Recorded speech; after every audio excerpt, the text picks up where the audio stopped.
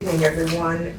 The meeting of the WSESD will come to order. It is August 26th. This meeting is a hybrid meeting, which means that some or all of the public bodies meeting remotely and some are meeting physically in a previously noticed location where the public may attend to observe, listen, and participate contemporaneously.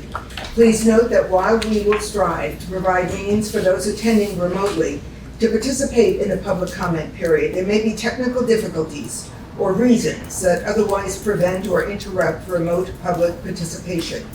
Therefore, it is important to note that the open meeting law only ensures the public's right to participate and comment at a public meeting by attending at the designated physical location as posted in the notice and agenda.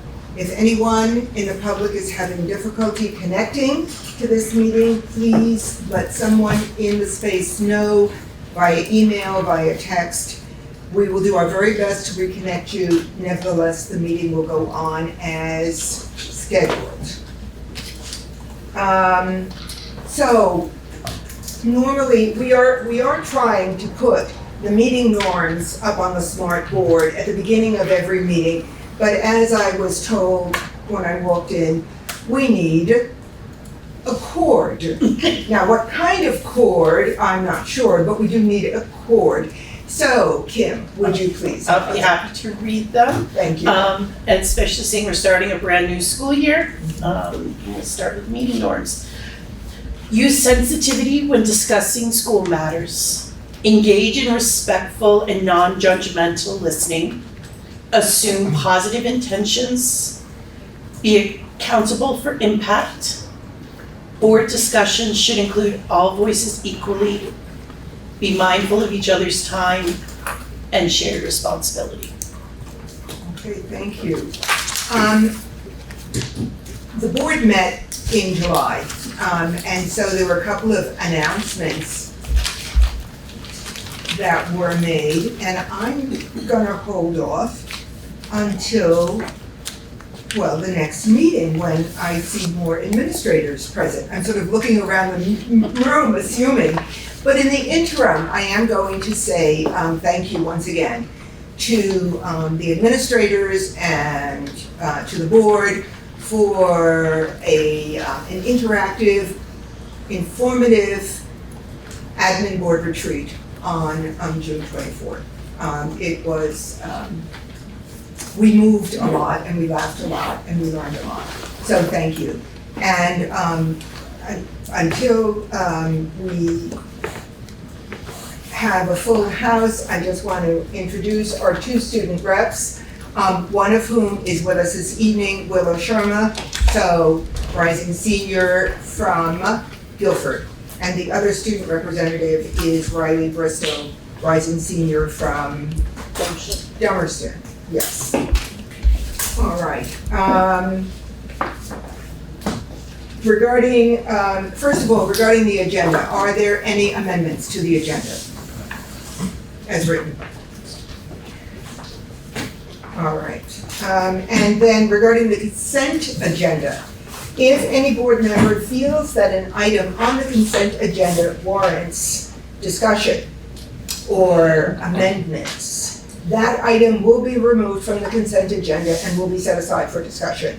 In this way, the consent agenda will be approved in one motion. That request should be made now or certainly before we come to that moment on the agenda.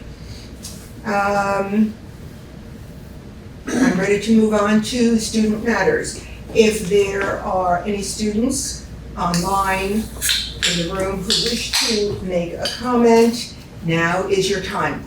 I also want to say to students, you should feel freely to speak to agenda items as they come up.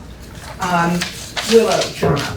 Yeah, I would just like to express my concern for the current bus driver strike happening in our district. Many of these drivers I've known since kindergarten, and I've ridden on their buses from K through 12, and I just really appreciate what they've done for our community. Yeah, I just wanted to state that concern. Thank you. Thank you very much.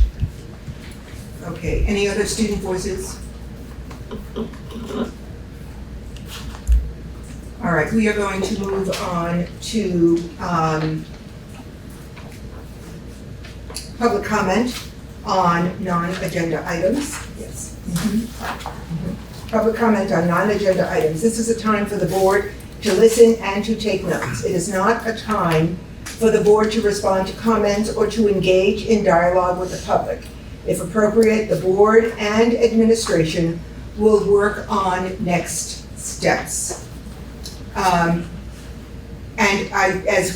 As we go to public comment on non-agenda items, please know that later on in the meeting, Superintendent Mark Spino will be offering some comments having to do with the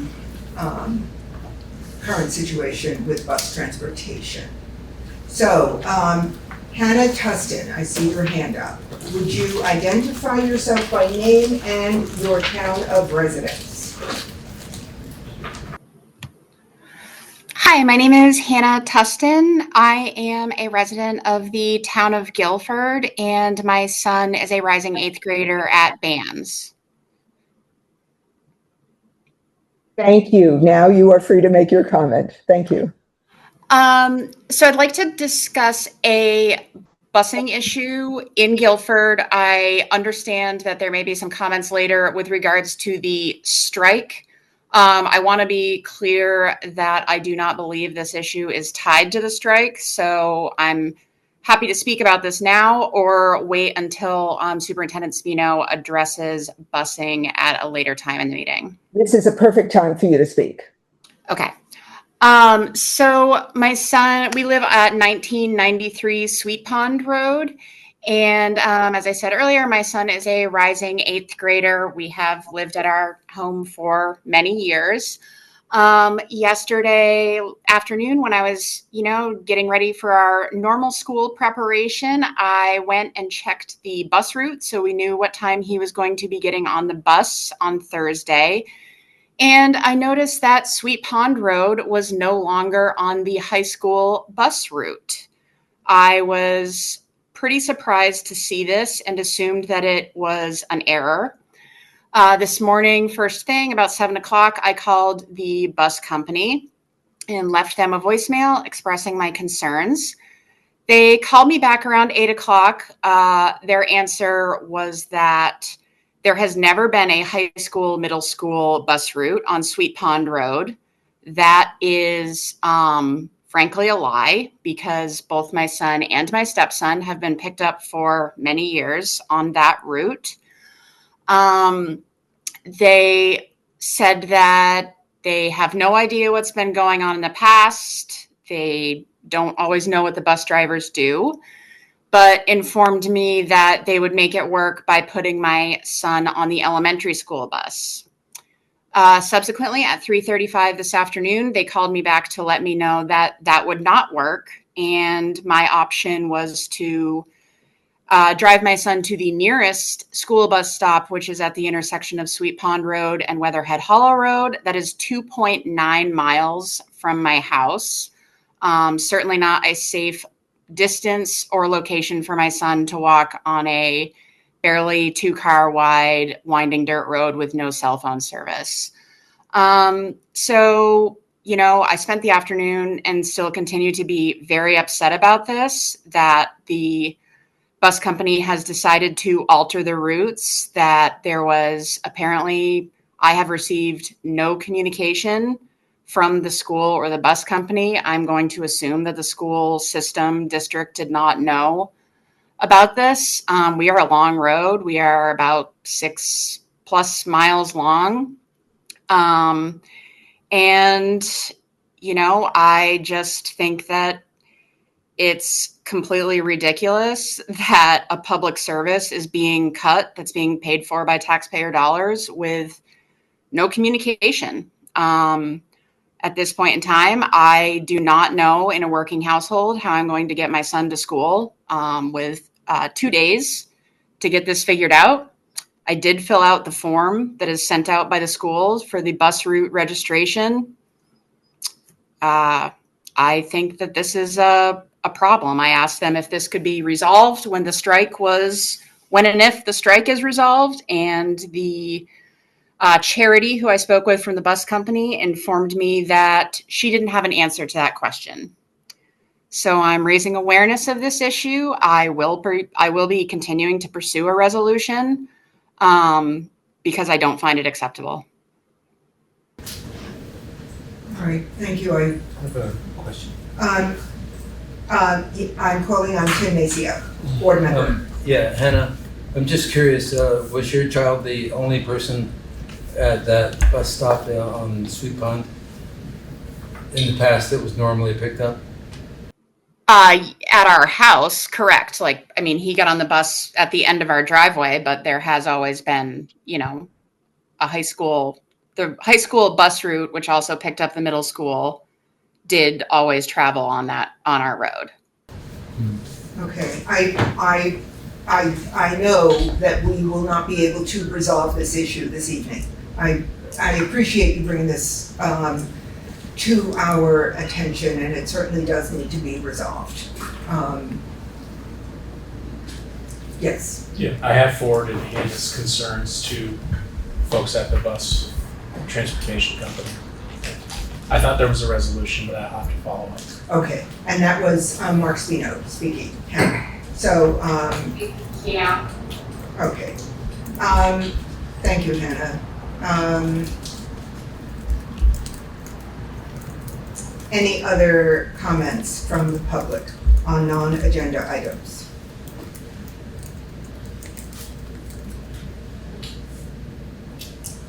Yes, would you identify yourself by name and your town, please? Hi, yes. My name is Martha Noyce, and I'm a resident and homeowner in Brattleboro. Newly retired from teaching. I have taught 35 plus years in private schools, public schools, though not here in Vermont, inner city schools, and abroad. Currently, I hold a teacher license to teach in kindergarten through 8th grade and special education. So with those two pieces, I'm quite familiar with budget items on both sides of the fence.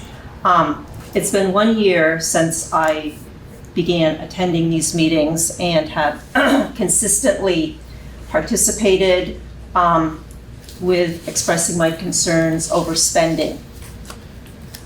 I suggested that there be compromise, consolidation, and creativity when tackling budgetary issues, and possibly saying no or cutting proposals when it came to spending. I had hoped to give you here, the board, a sense of support. I had hoped to empower you when confronted with decisions about spending. I do want to take a little side on that I remember last winter, the board met, and I want to applaud them for the lengthy discussion they had, and eventually they made a compromise with cutting some money from your legal expense account. And I remember sitting at that meeting and there was a lot of discussion, so I applaud you for that. But frankly, there was very little, not enough action taken to compromise, consolidate, and get creative when budgetary decisions or actions were taken. I believe you can do better. So this year, I ask you, the school board members who were elected to this position, I ask the various principals in the elementary school, principals in the middle school, high school, and Superintendent Spino, 2 questions. How have you communicated the importance of being fiscally responsible to your peers and educators in your building or your department? Question 2, what have you done to rein in spending? Members of our community are struggling to budget and pay their property taxes, and all people are facing increasing costs of living. What efforts have you put forth to be mindful about your spending? You can do better. Thank you. I could have a brief comment. Mark Spino. Just a reminder that we did pass a budget with a reduction of 10 positions last year. That was a result of the answering your question and working with administrators to be as efficient as we possibly can. So 10 positions that's a good chunk, that's a good cut. It is. Okay. All right, any other comments on non-agenda items? Okay. I don't see any hands up, so I am going to move on to Leadership Council updates. It seems to me it's still very early in the year. I don't know if any leadership councils have met yet. Certainly not at my end. All right, and I just kept notice on the agenda that board members will be participating in orientation for leadership chairs when we come to that. I believe that's sometime in October. All right. Board subcommittees and supervisory union, excuse me, yes. I thought we Tim. were going to talk about the orientation for LCs. Or are we going to discuss the orientation for the leadership council? You mean in detail? Just who might be attending, what time, what date it is. I don't even know what the date is yet. I don't think that's been determined. It's generally late October, and generally it's, there's lead time after the leadership councils start meeting for, first of all, for there to be elections, determination of who the chairs are. So what is on the agenda later on are board assignments to leadership councils. So, There's so much happens at the beginning of a semester that are important for the semester to roll out efficiently. My suggestion would be that the orientation begin as early as possible in September. Just a suggestion, not a motion. okay, I appreciate that. Kim? I mean, my only concern is schools haven't started yet. And September is next Monday.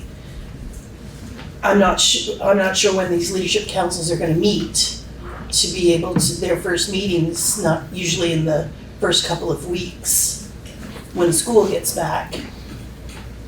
So I mean, we're not gonna be able to have orientation at the beginning of September Or because we haven't even As selected early as possible in chairs. September, maybe September 15th, September I'm 25th. just gonna say, just to support what Kim just said, generally leadership council meetings are staggered over the course of the month. So that, I'm thinking about when Dummerston met. Dummerston met, I don't know, maybe the third Thursday of the month, something like that. So it's gonna be staggered and we won't know who the chairs are across the board. So I would think, I know Mo Hart in the central office stays on top of this. And so as soon as possible, there will be an orientation to talk about protocols, about agenda setting, about minutes, timeframes, open meeting law, and making sure that everyone is very familiar with H7, which is leadership councils. So I don't know when it's gonna take place. Last question. If the former chair of the middle school leadership council wanted to call people together to elect a new chair anytime in September, would that be permissible? Is there anything stopping that? It is, I think it would be absolutely permissible for the former chair to start the ball rolling, and I would think that is very often how it's done, if not the principal starting it going, to get it underway. Okay, all right. So again, we are up to board subcommittees and supervisory union updates. Anything from board subcommittees? I want to raise an issue that came up regarding the policy committee and the fact that there are only 2 voting board members on the policy committee, myself and Ann Beekman. And there was a request that we take a look at our schedule because it is not conducive to individuals with school-aged children, picking them up. We meet at 2 o'clock from 2 to 4. We went through every time frame possible. Earlier in the day, we will lose key administrators sitting at the table, and we really do need key administrators at our policy meetings. If we go later in the day, we are now tracking into evening meeting schedule, as well as after hours for key individuals who work at the central office. And I'm thinking of Mohart and Bethany Richard. So we have a bit of a problem. 2 o'clock to 4 o'clock is the optimum time, and a 2 o'clock time frame enables administrators, teachers, staff to join a policy meeting when the policy, the issue is pertinent to their responsibilities. So that's the reason for 2 o'clock. It's a bit of a problem. 9 o'clock is not gonna work. Too early. 10, 11, 12, it's a big problem. So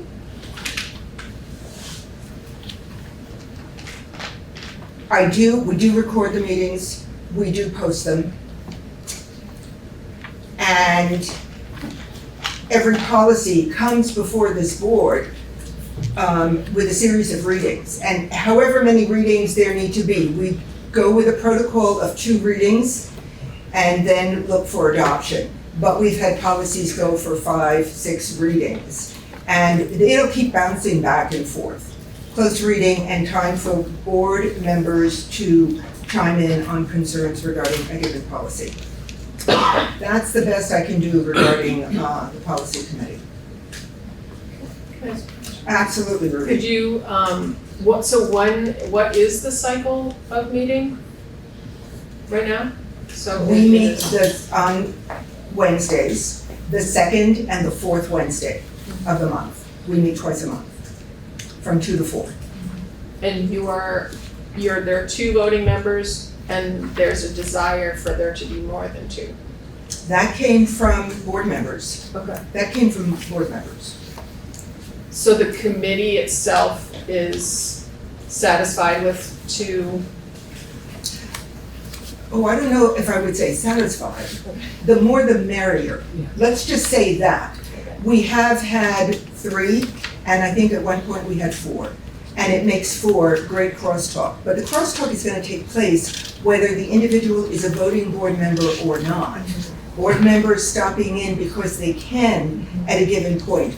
Or because if a board member were to say, gee, I would really like to be involved in the back and forth conversation, I can be there from 2 to 2:45.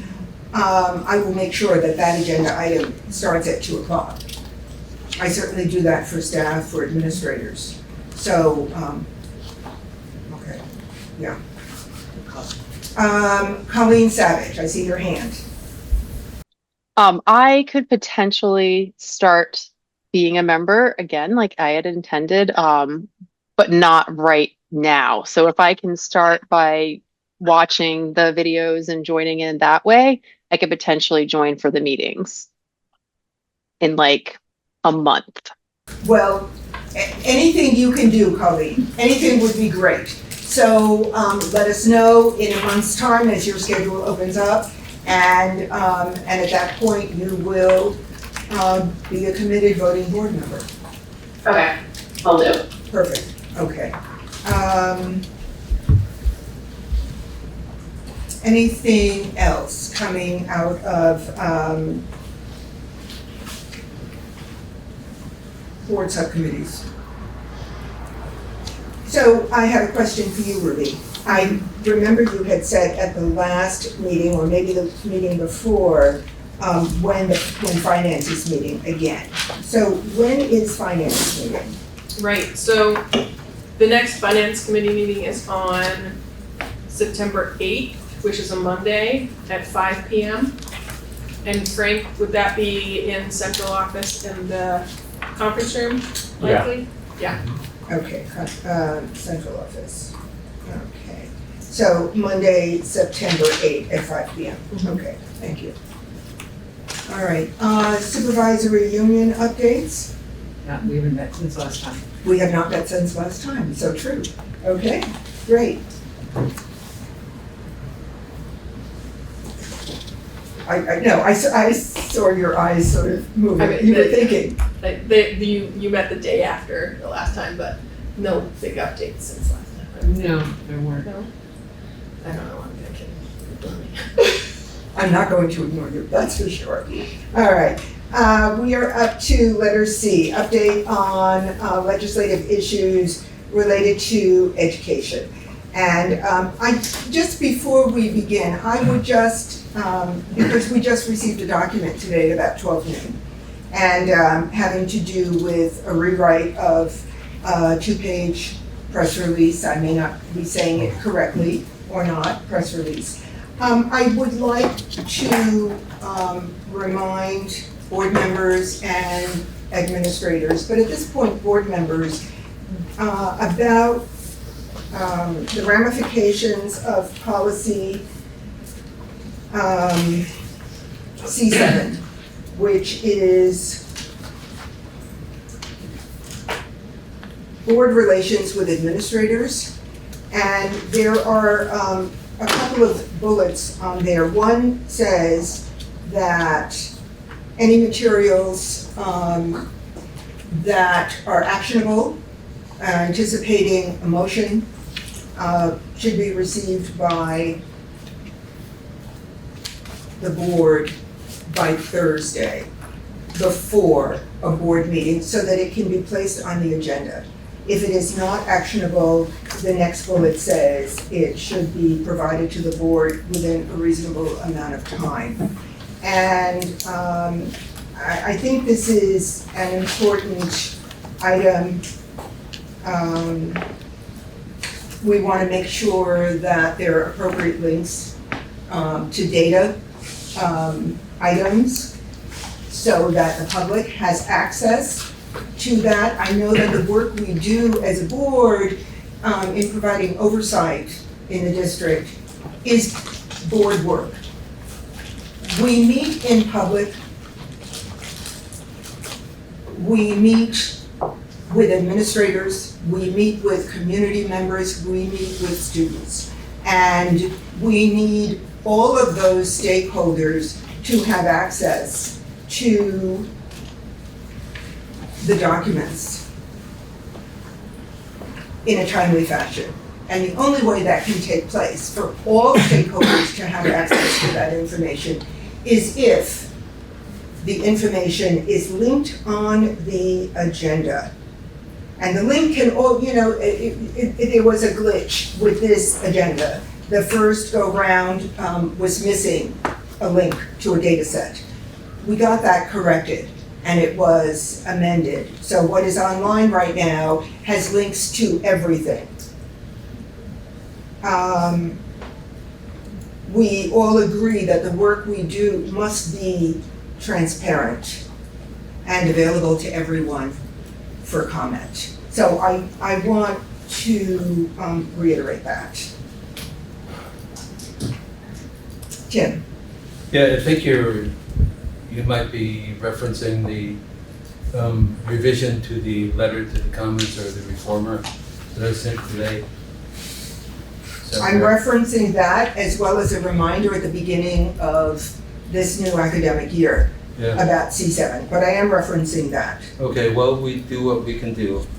I'm sorry that everybody didn't get it Thursday before this meeting, but in light of C7, which we certainly must follow, I suggest that we just put this off until the next meeting. There's plenty of time for the public to respond to the letter by contacting the task force for the remaining 6 meetings they have.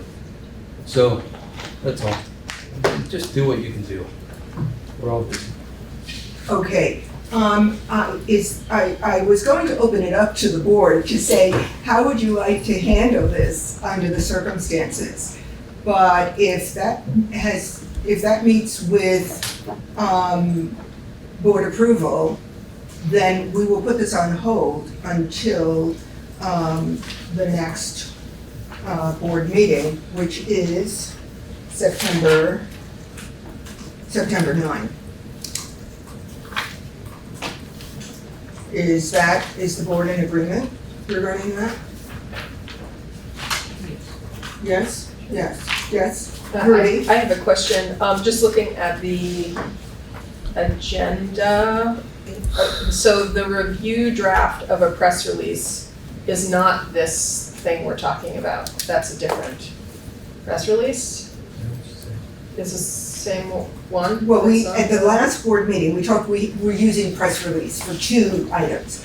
One was this 2-page document, and the other was for the motion, Right. like a 2-paragraph motion that went to the redistricting task force. Right. So is that agenda item, what's that agenda item? Is it the redistricting task force motion, or is it the thing we're talking about? I thought it was I thought it was the motion Motion. that went to the redistricting task force. And so there was a motion coming out of the SD Yeah.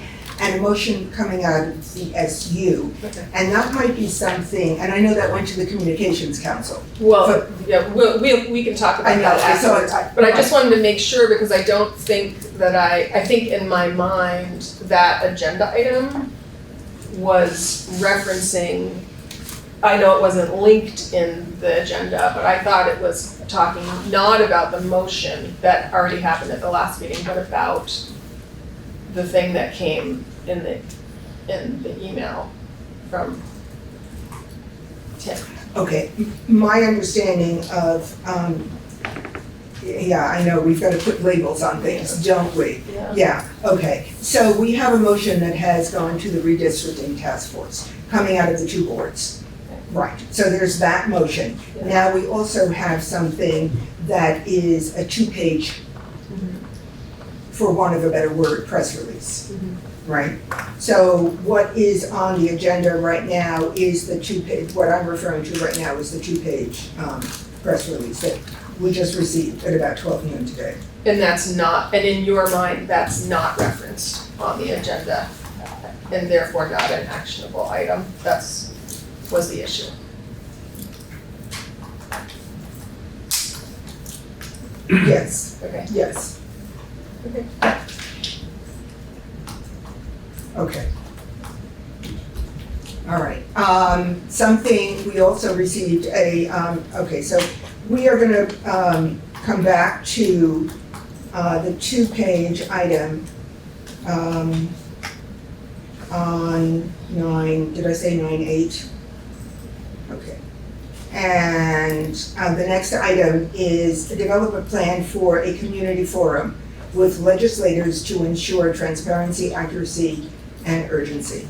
Yes. Before we get there, the review draft of a press release related not to the 2-page thing, but to the motion that already happened, that went to that hasn't been assembled into a press release yet. And I think that I don't know that if I missed the final, I don't know, I think that if you can resend me whatever the final is, unless Mohart is gonna be putting it into a document that needs to be sent, I can communicate with him. I about that. think we should be responsible for putting it into a document.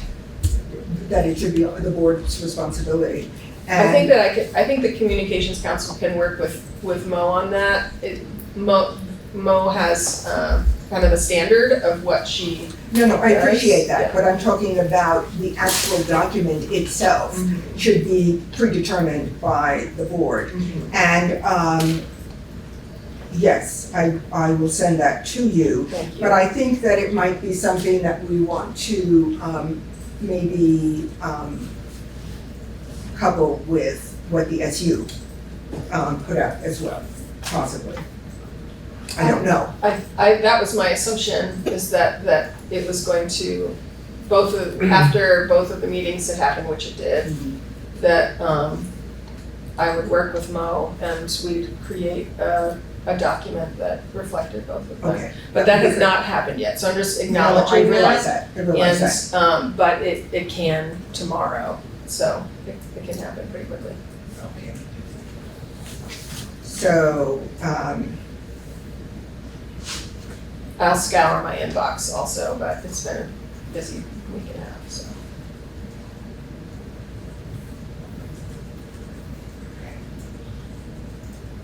I'm writing myself a note so I don't forget this. All right.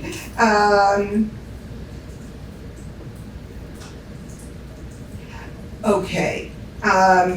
Should I keep on going down the line? Because I do believe that the document that I received earlier on board goals is tied to this, but we'll leave it for board goals and come to it at that point, okay? That's fine. All right. We're up to board assignments, and my understanding at the last meeting is we looked at committee assignments. I was thinking committee assignments having to do with year 25-26 as we're moving forward. And if people wanted to sort of shift gears. So that's what I thought took place. I did receive a note from you, Tim, saying that you wanted to be on finance. Well, not one or two, I joined finance. My mistake in my words. Tim is part of finance. And, but when I went through it at the last meeting, I looked at the minutes and I looked at my notes and I didn't see your name down at that time.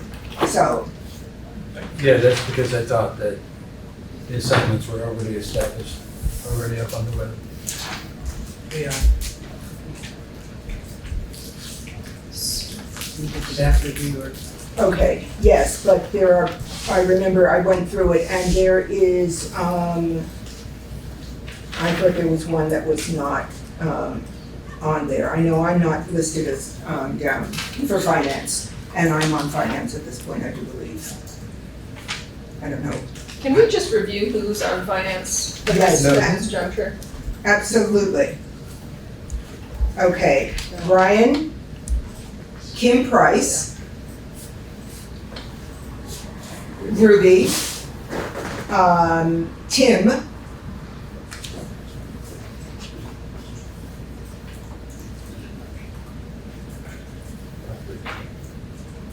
and Deborah. Wait a minute, how many do I have? Brian, Kim, Ruby, Deborah, and Tim. Matt?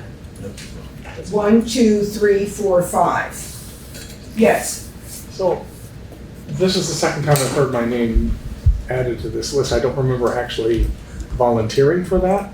So I don't know if we have too many on, or if there's somebody who wants to be on who feel like they don't have a space. I can be very flexible. I can too. So right now, Brian, Kim Price, Tim Maceo, Ruby, and Deborah. That makes 5. Okay, for now, all right?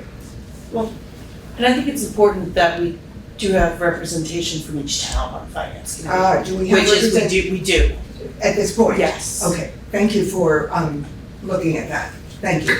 Okay, so 5 towns, right. 4 towns. 4 towns, but 5 members. We have 2 from Brattleboro. Okay, Tim's on there. So Tim and Kim. Yes, Tim and Kim. Okay. Do you need to hear the other committees quickly? Or are we okay?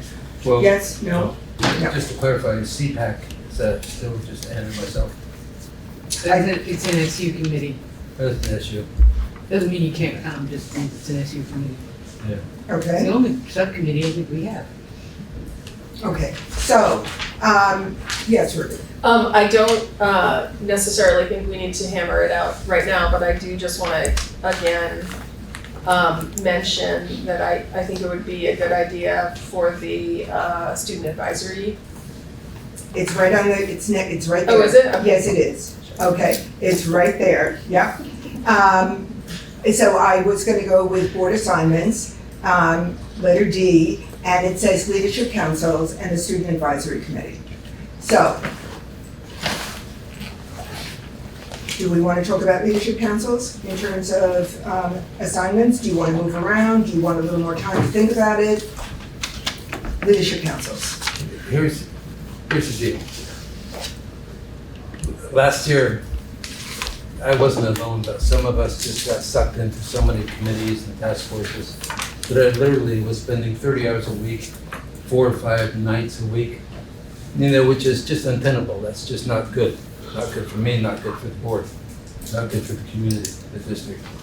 So what we want is an even distribution and changing of guard, so one person is not on the same committee year after year after year after year.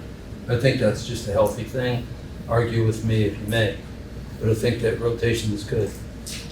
The Student Advisory Committee, you know how I feel about it. It's one of the joyful things that I engage in. At the same time, this is my 4th year doing it, and it's just not fair to other board members to feel like, well, I'm on it. I'll take credit for actually getting it rolling in the first place. But it's just, there's some rotation would be good. But some board members who have families, jobs, whatever, just 2 or 3 nights a week of an activity is too much. So my novel suggestion would be the option of not taking the leadership council and being on the student advisory committee, because we have 10 board members, I think 8 or 9 schools. We have 10 leadership councils. We have 10? Yes, we Yeah, I do. thought we only had 9 We schools. have 10. We have EES. EES. How did we do it when the previous, Because the chair, my understanding is the chair would take on EES. Oh. The chair. well, you live and learn. So, I do think that you raise a critical issue because, for some of us, it's one night after another. There can be very, very heavy weeks, and it's exhausting. Matt Chidlin. I agree with the sentiment, and I'm of the mind that since we have 10 leadership council appointments and we have 10 board members, many hands make light work. Every one of us should take one. Yes. I'm certainly open to switching it around, but I think we should, as a group, commit to all taking one. The Career Center, that doesn't involve as many hours as a leadership council with like the high school, does it? I wouldn't know how many hours the leadership council at the high school calls for, but the career center meets during the day, so there's that one. But there's also, I don't remember how many leadership councils are attached to. They've got like electrics and carpentry and forestry, and you have like 5 or 6 or 7 of them. But when I look at the minutes for those, I don't see participation by No, a board member. there isn't, At but all. I'm keeping track of all of it. I'm just thinking that the Career Center is kind of an anomaly. It is a bit of an anomaly because it's actually the regional advisory board, which is required by law. Yeah. We agreed to let that stand in wholly in the place of a leadership council. So it is different than the other leadership councils. It's the only one required by law. EES. ES, okay, yeah, sorry, ES. Who didn't used to be our friend. But getting back to SAC, Oh, wait, can we just Okay. separate the two?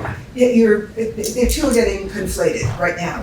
So, let's just stay on leadership councils for the moment, please. Ruby, I just would kind of acknowledge that last year was a year that I requested and made a change to the BUHS Leadership Council, which I have really appreciated a lot. And I do think it's valuable to have multiple years in one leadership council so that you really understand people and understand the flow. And so I'm entering into my second year, and that's great. And I could there might be a third year coming, but I would anticipate I will, in the coming year or two, ask for a change the next cycle. In part also because my kid will then, I will be a parent. And when I'm a parent, I can just show up. So I would just encourage us all to think about those shifts and changes. So if you live in a town, maybe choose to be on a leadership council that's in a completely different, place, somewhere new, and switch it up. So just thinking about those things. okay, so based upon what you're saying, I'm putting you down for BUHS. Yes, I Okay. am a BUHS. You are BUHS this year. Thank you, Okay. Ruby. Ruby, got it. And next, I'd like to stick with Guilford, Guilford it is. if that's okay with you, Brian. Okay, Guilford. Jocelyn, I just wanted to confirm that I just got the right J. I just felt really good about that. Okay, Jocelyn. Yes, Kim. Putney, please. Putney. Okay, Kim. The Career Center's working with my lifer. Okay, Career Center. And Matt. I have Oak Grove currently, would love to stay, and if somebody else would rather have Oak Grove, then they can wrestle me for it. Okay. And he might tell you, you need a cord. Right. Okay, Oak Grove, Matt Chibley. Jessica. I'm kind of facing a scheduling issue, so I have a list of when they all meet, and I currently cannot do Thursday or Monday evenings, and so that leaves ones that have already been spoken for. I have a class on Thursdays at 6, and I have no childcare on Monday nights. I'm currently signed up for Academy. That's where I was. I haven't been well established there. I think because it was towards the end of the school year. Is that a good schedule for you? It's not. Oh, it's not, okay. I'm just looking and none of them, most of them meet on Thursdays, Okay. which is rough. And the ones that I could maybe work with on Thursdays have been taken, so I'm not really sure All right. where to go. I do know that the schedule opens up every year for discussion. Okay, It certainly does. okay. Okay. Kim. I love Putney and was happy to be there, but if that's one, because I know it would be closer to you, Yeah. I am happy to change. Thursdays at 5. Do you know how long they typically last? About an hour and a half. Okay, because I have to be in Brattleboro by 6 on Okay. Thursdays. So that one would work best, but I wouldn't be able to stay for the whole thing. So sorry to That's put this okay. out there, but I don't know what else to do. Well, we can just give you all of them. I'll just go wherever. How's that? You can do them all on I Monday can night. stick with Academy, and if it ends up that I really won't be able to attend, I can maybe work with it, whoever Yes, can okay, switch something got it. out. Okay, Jessica, I'm putting you down for Academy. Okay. Dependent on schedule, okay. So, let us know about that. Okay, got it. So then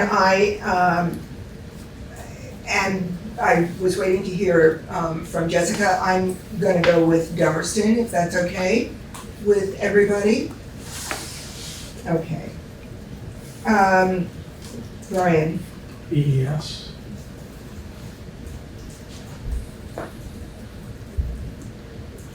okay, Brian. Tim, Oak Grove. But no, okay, I'll stay with. See the wrestling match. We need yellow. okay, and, Green Street. Green Street, board member. Colleen. I'm here. Oh, hi, sorry. Hello, it's okay. I can do Green Street, and I was gonna say also to Jessica that most of the leadership councils have a Zoom option. I know Green Street and Academy, I was like Academy's rep last year, and they always had a Zoom option. So so you could do it from home and potentially, that might help. Just a friendly reminder. Okay, That all can right. work, yeah. Okay, that takes care of leadership councils. All right, so we've got a plan and it can obviously be tweaked as we move through the year. Tim, let's go to Student Advisory Committee. Yeah, well, I'm glad Willow's here because I think the only time they can meet, of course, is after school. So they're pretty well locked into the 5 to 7 time slot. Can I just do a bit of a point of order right now?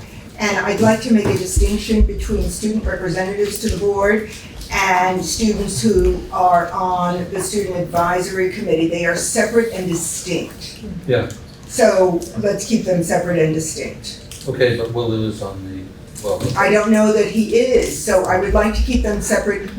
I don't know, am I bothering you? No, that's fine. Anyway, the SAC is gonna probably meet pretty well locked into the 5 to 7 time slot. Usually twice a month, sometimes more. The schedule changes. But I think that any board member who is interested in taking over the role of advisor to SAC should visit, with SAC's permission, come and see how it runs. Visit come to a meeting. Again, if that's what SAC wants. So I want to just follow up on that and ask, are there board members who are interested in pursuing the Student Advisory Committee? I'd be interested.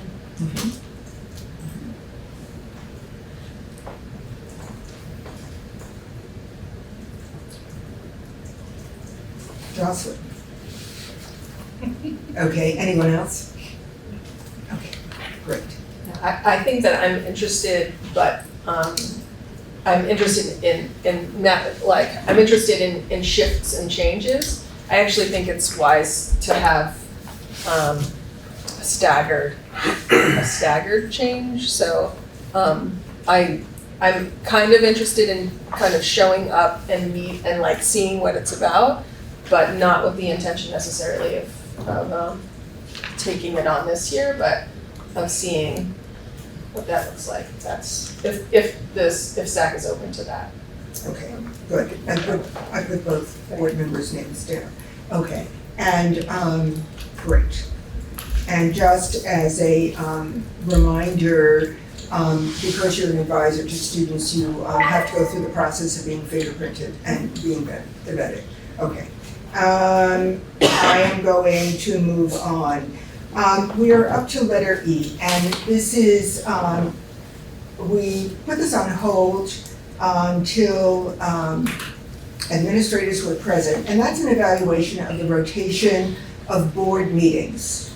Currently, I think it's the last 2 years, we've been moving from school site to school site with attention paid to weather. So I want to explore the pros and cons of that and not just stay locked into a way of doing business. Kim? I always feel that it's important that we're in the schools, that we go to all the schools. Ruby and I on we came up with that a couple of years ago, that it's important. But I also think with what, may having one spot for people to come to, I know we'll see Martha's face a lot, especially it's budget season. I check where your location is. I do think it's important that we're in the schools more now during the day, and I wanted to not propose, but just throw it out there that maybe we set up days as board members, not the entire board, because I'm sure 10 people are not going to all be able to be there on the same days, but set up days to go to the individual schools during the day so that we can see the classrooms, so we can sit and have lunch with students, so that we can sit and see teachers doing their jobs. And set times up with the administrators so that we can go, because, I know I'm busy, but I have PTO. I can set days aside. I'd rather be in the schools when all of the energy, and because the students are in there, and set days up with the admin so that we can go there. So that was just my thought. Other comment on the rotation? Naturally. I distinctly remember the very warm welcome we got at Putney one time, and I am absolutely in favor of continuing the rotation. I think we actually did better as a district in terms of the technological difficulties, so I'm in favor of continuing. Referencing the warm welcome at Putney. Yes. All right. Martha. I think that's the greatest I've heard all evening about visiting the individual schools. As a former teacher, I always welcomed any school board members, though I didn't teach in Vermont. And I think it's fabulous that you're having this conversation and going into the schools during the day when the teachers and students are there. Good job, yeah. Thank you. Ruby. I really appreciate that suggestion also, and I think that, I think we should absolutely consider it. I have always been an advocate for rotating meetings, and I think of that as kind of a completely different thing, so we're in the building, it's important that we're in the building, but the kids aren't there. And so, but it does give, and I say this because I am from Putney, and we did have people show up when we were in Putney because we were closer to them, and it's easier for them it's easier access if someone in our community does happen to show interest or have something they want to ask. So there may be many, many months when not too many community members show up, or we're rotating and don't feel like we're hitting people. But I still think that it says something that we are not just continually coming to this conference room in Brattleboro. We are going to all of the towns, and I think that is important. So I do hope that we continue that.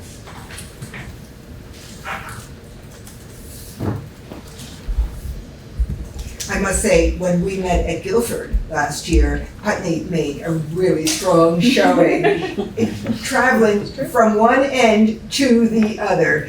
So when the issue moves us, we show up, regardless of where we're meeting. My concern as a board member is the physicality of the place. And it's nice coming to a meeting where I can anticipate sound, lighting, flies, as well as ventilation. And I can think of some buildings where perhaps they're not used to having a late meeting. We've been frozen out of the space. We've been so cold. It's easy, if we have a large gathering, to go into this conference room adjacent to CUSAC and have an executive session.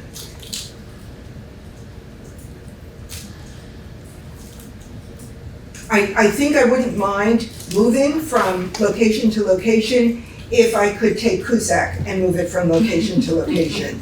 I'm a creature of habit, and I like seeing the layout of a room.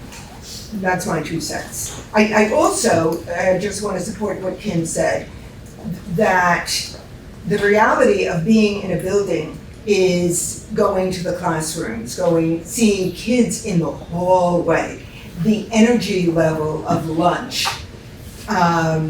So we don't have that experience in the evening. I saw another hand, Jessica. I didn't think that I had strong feelings either way, but hearing everyone talk, I'm thinking more about it. And I think the first time I came to this room, I have never been to the high school for any reason because I have small kids. And I got lost. I had to call you. I couldn't figure out how to get into the building. It wasn't super clear to me. And just hearing, I've only been at one meeting that wasn't here, and that was when we were in Guilford. There was a big issue happening at that time, so there was a lot of participation, community, like more than usual. I think it does make sense to go especially to the outer elementary schools where people may have never really interacted with the middle school or high school to know the layout and where to park and where to go. So I'm in favor of rotating. Okay, any other discussion? Are we ready to finalize this? Are we ready? Are we voting? Yes, Matt. I'd like to make a motion that we continue our rotation of meetings at all school sites. Second? I heard a second, Jessica. Okay, any discussion? Okay, so the motion is that we continue our rotation at all school sites. All those in favor, please indicate by saying aye. Aye. Any opposed? Any abstentions? Okay, we continue to rotate. All right, moving on. We have had this on hold for quite a while, and that is considering grief protocols at BUHS. I presume everyone had a chance to look at it on the agenda, linked to the agenda. And there was a lot of discussion about this at one point, and whether there was even consideration about whether this needs to come to the policy committee for policy, but so, procedure, recognition of a student's death. It's laid out here in a one-page document. Discussion about this? Did the policy committee consider a policy about this? Absolutely not. We're waiting for discussion at the board level first. It never went to the policy committee. So we have not considered it. Matt Shibley. I'd be curious from administration what resources, industry experts, particularly outside of the district, were employed in the creation of this protocol.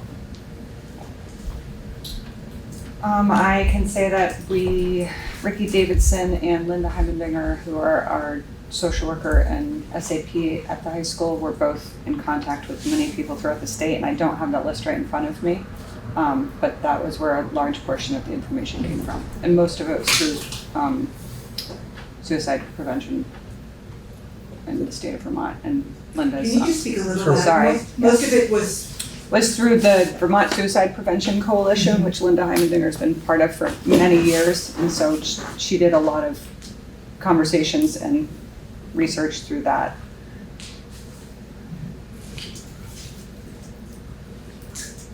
Jocelyn. I do like that they are giving the students' family final say on how things are done.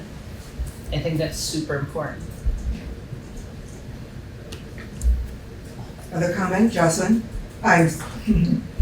Jessica? Almost. I have a somewhat nitpicky thing for a point of clarity. Under the in the building, the second sentence reads, "Our community partners will be available, students and staff." Yeah. I think they're just missing a word there. Will be available to students and staff. Right. Just missing the two.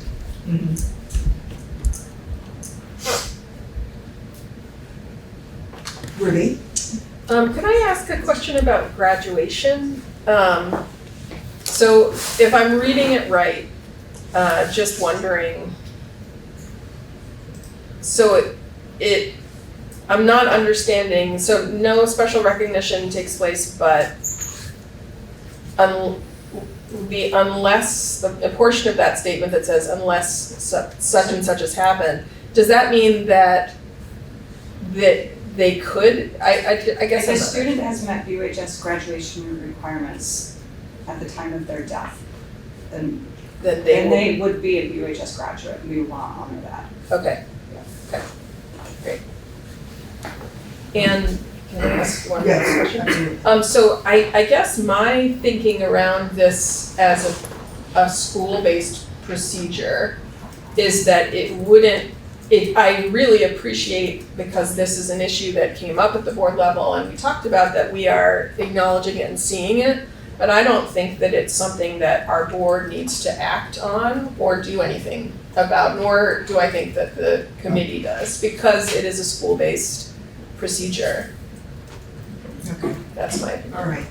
This is definitely a courtesy to see what the board feels about this and about the protocols in place. Tim? Accept that a community member brought it to the board, so I think that there should be a response by the board to that community member. That is a follow-up, absolutely. That's a follow-up to that community member. Yes, you're absolutely right. But right now, we're trying to determine whether this needs to go any further. Jocelyn? I do think that we probably should have some sort of a general policy. I understand that at different school levels, things would obviously be handled differently. But I do think there should be something the policy committee discusses, some certain level on how to handle the situation, like in general.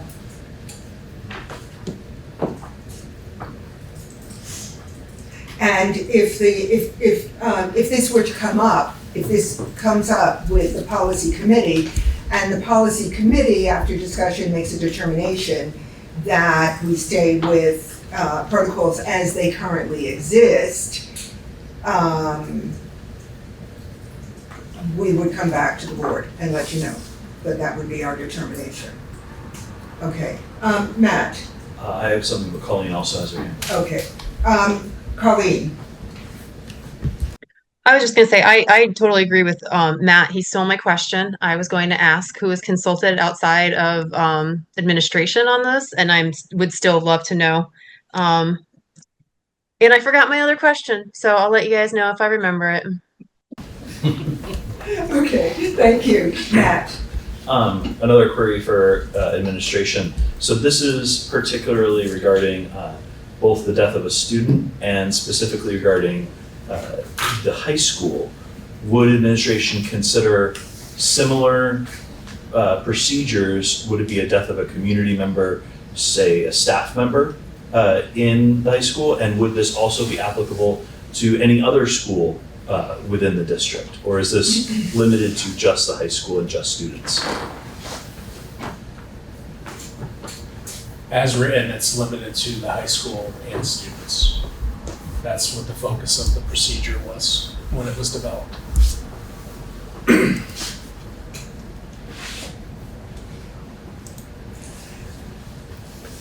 So as a follow-up to Matt's question, what is the procedure in, let's say, an elementary school? The procedure is to work closely with the family. Right. And make decisions in accordance with the family's wishes. Okay.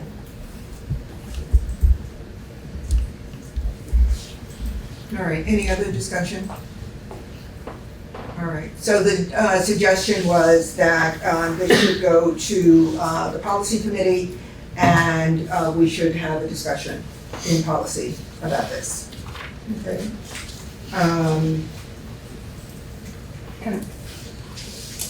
Hannah Parker. I just found the document that outlines some of the resources that were used, if you want me to read what they are.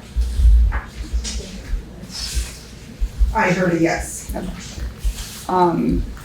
Matoney, I don't know if I'm saying that correct. SAMHSA preventing. But for some reason, I need you to belt it out. It's a little. Okay. Jen Matoney, I'm not exactly sure if I'm pronouncing that right.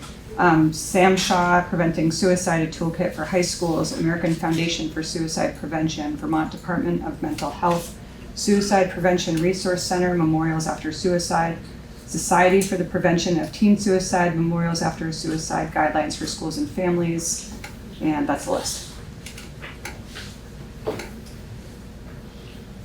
And I would think, of course,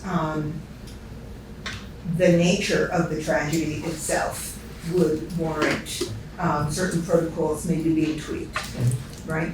Yes. The issue came up if it's a staff member who is deceased. Well, obviously you would look to rally that staff member's advisory or classes and connect with students in that way, as well as the larger community.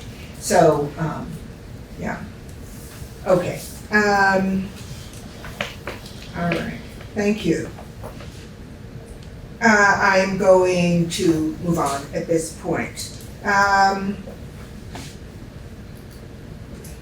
We're up to letter G, discussion concerning Panorama Data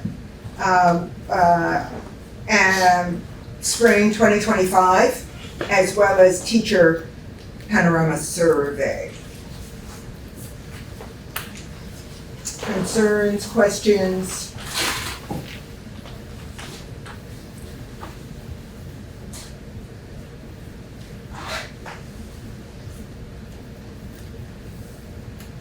And the teacher surveys, we're talking about I clicked through to make sure, the teacher perception Yes. survey, which is different than what I think, there was discussion at some point about surveying teachers about their experience versus of like who they are and how are they doing as teachers, which is a different survey altogether than the teacher perception survey, right? Okay. So just as a follow-up, do we do a survey about teacher perception of how they're doing? We do surveys throughout the year specific to, like, for example, we just had the new teacher orientation for 2 days last week, and we conducted a survey at the conclusion of that orientation to get some feedback. So we're compiling that right now. We have grade level meetings throughout the school year. We'll do surveys to get feedback on how the grade level meetings went. Another example will be in-service professional development days that we offer and that we develop. We collect surveys on feedback on those types of events. And then schools in particular will do individualized surveys to gauge how things are going at their school site. So there's a lot that happens throughout the course of the school. Right, okay. Ruby? I thought there was, and this might be, from a year or so ago, a conversation that happened at the board level. I thought there was talk about when we think through who our staff are, demographics information. We weren't always entirely able to put our finger on that, if we wanted to say to ourselves, this percentage of our staff are people of color or are, of a historically marginalized group. We weren't able to say that because I thought at the time we didn't ask, because there's a certain amount of self-selecting that has to happen. And it could be that is like the surveying that already happens would give us that data. We just have to collect it in one place. But I guess I had thought at that time that there was discussion of Panorama, opportunities via Panorama that could give us that. But it sounds like that's not actively where we're headed. But I just want to kind of acknowledge that that's my recollection as why we would even be thinking about the teachers, the surveying teachers. I think you're raising a point that might be helpful if Michael Kelleher were here. And I think it's also, if we're talking about morale, teacher morale, you raised an issue that is, I know we need to deal with, and that is, what are we learning from exit interviews? So I think for some reason, I think it's all tied together. I'm making myself a note for follow-up on this. And we have been collecting data from exit interviews that could easily be shared. Okay. Okay. Anything else? First, the Panorama survey. I imagine that the administration before the retreat looked over and pretty much detailed the Panorama survey details. The board, however, didn't receive that before the retreat. Shouldn't we receive the same surveys that principals get at the same time the principals get them? I mean, why not just make life easy, not summarize the surveys, but for example, each LC member would get the full survey results of Panorama at the same time as the principal, so it can be discussed in LC. I think out of respect of the school and the school staff, having an opportunity to engage with the material before it gets published widely. I just think it's a respect thing. I don't understand that. How is it disrespectful for the board to just see the Well, people jump to conclusions in looking at data before the actual staff has analyzed it together, and I just don't think that's fair. I think providing an opportunity for the staff to look closely and deeply and to draw some conclusions before it's shared is best practice. Well, doesn't stop the sharing of the information. It just allows the folks who work with the information on a day-to-day basis to analyze it without the opinions of others. So until a later date. I'm wondering if, and this may not be the case, but when I think about some of the conversations that we've had about disaggregating data and looking at it on a school-by-school basis, or even in terms of certain demographics, you're immediately identifying who is responding in this way. Depending upon the size of the school, we have some middle schools that are very small, and so there's that complexity because you mentioned Leadership Council receiving the data. Yeah, for example, the data wouldn't have to be specific to the middle school at Dummerston, but the data regarding middle school, and high school, 6 through 12. We see from the latest data that there's very low positive response rates to the question, how well do students follow the rules of your school? To me, it's kind of an ambiguous question. How well do the students follow the rules of the school? why is there such a low 9% positive rate? How does that concern? We also don't get the national percentiles. Is this an anomaly? Are we so different than other non-urban schools across the country? It's that kind of detail that the board and the public should, to be transparent, should know that students feel that rules are not followed. I'd like to really delve into that. Okay.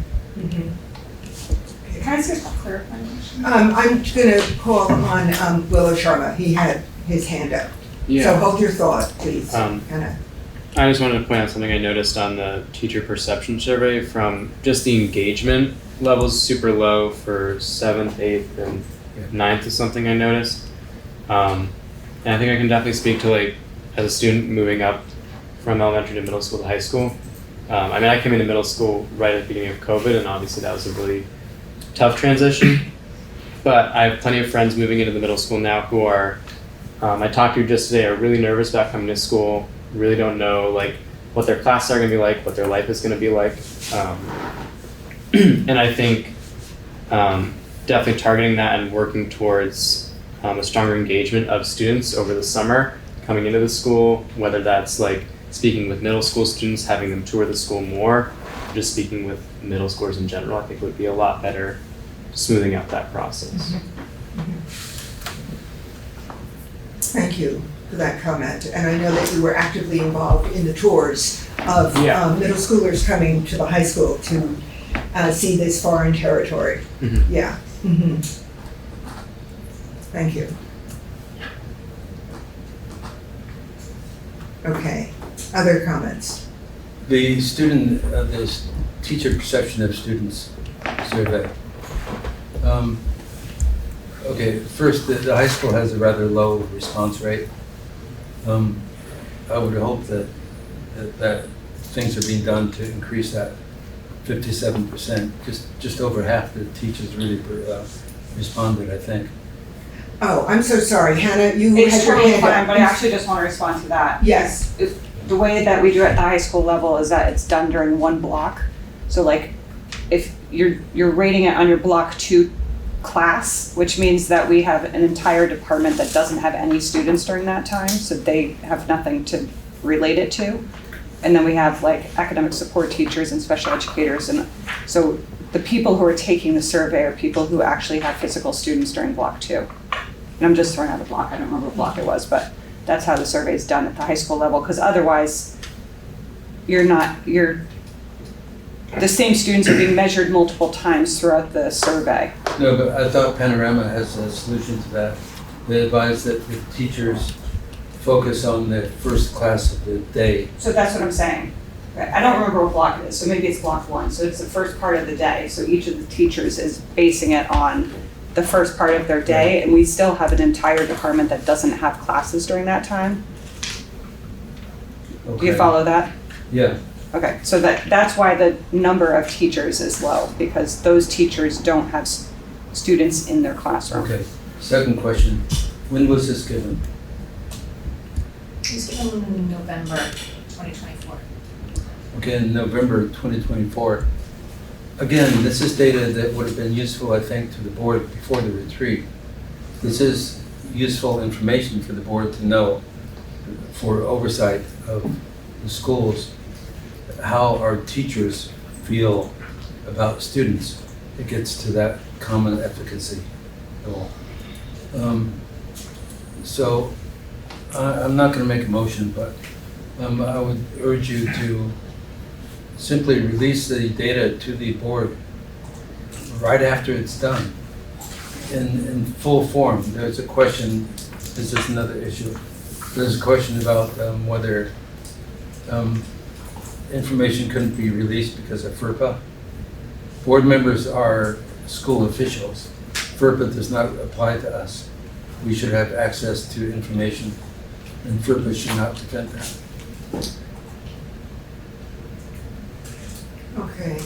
Other comment? I just want to comment that my understanding of FERPA is a little different. Even teachers within schools don't have access to data on other teachers. The way that that law is intended is really just personally identifiable information for the students that you work closely with. So I would just want to, I'm not saying you're wrong, Tim, I would just really want to double check that because that's not how we interpret FERPA to protect students' privacy rights within our schools. Okay. So we can look into it. Yeah, we really should investigate that. Thirdly, the teacher perception student, did that have a comment section? No. Could that be added? To ask teachers, what are your thoughts on how to make the school a better place? There's no reason comments can't be added. I think that particular survey instrument is looking at individual students who are in our classrooms and teachers' perceptions of how that's happening and how systems are supporting.